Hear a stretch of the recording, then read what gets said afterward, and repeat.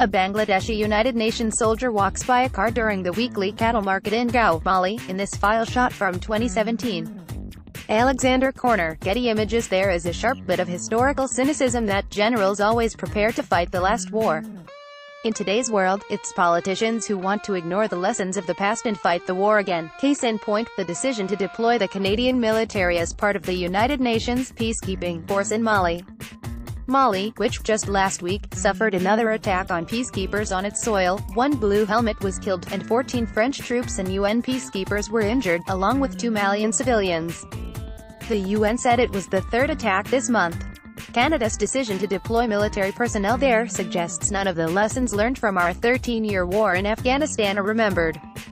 Nor is there memory of Canadian military involvement in the messy, inconclusive wars in Libya and Iraq, or our involvement in the disastrous wars in Somalia, Rwanda and the Congo.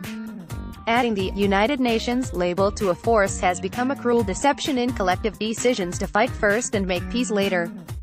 There are daily reminders of the lasting effects of the Afghan war on Canadians. One would hope there would be some pause before an even more dangerous military adventure was undertaken. And at first, it did look as if the Liberal government remembered. But the Liberals' ill-defined promise before the 2015 election that, if elected, they would return Canadian soldiers to peacekeeping missions around the world, needed fulfillment. Like electoral reform, the promise should have been left on the side of the road as an indication of mature decision-making. The result is Canada joining the United Nations Multidimensional Integrated Stabilization Mission in Mali, MINUSMA, a mission named for hope, not reality. As we have seen, the less hope there is, the greater the grandiosity of the name. Trudeau defended the mission this week in Paris, where he said Canada is taking a more modern approach, trying to deal with child soldiers and focusing on training, for instance. Even so, the world has changed dramatically in terms of the ability of outside countries to significantly alter the dynamics of internal civil conflicts. Peacekeeping has become an over and ill-used metaphor when the international community faces with tragedies that are largely the products of colonial gerrymandering, poor governance and an unwillingness to seek policies of national reconciliation. The injection of foreign troops into the struggles of weakening states will do nothing except sharpen divides, increase deaths and prolong the tragedy.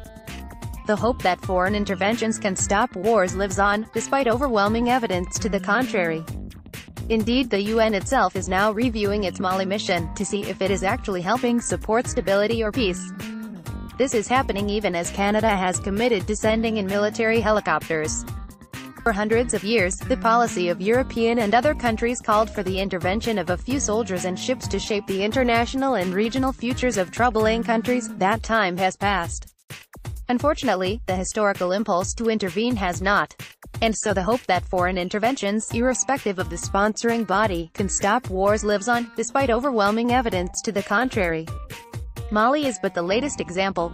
France, the colonial era intruder in this tragedy, decided it could no longer cope with the mess it had created when it sent in a few hundred French troops. It decided to spread the blame and asked for help, first from other African states, then the UN. Even a cursory acknowledgement of the history of the country in the region, where empires were almost as numerous as the sands of the Sahara, suggests the injection of thousands of foreign troops will do little to settle historical, geographic, ethnic and linguistic divides, which have been sharpened by the involvement, or more accurately, accentuation of extreme Islamic theology. During the colonial period, formalized in 1892, the region was called French Sudan and, at various iterations, was inclusive of Senegal, Ivory Coast, Benin, Burkina Faso and Mali.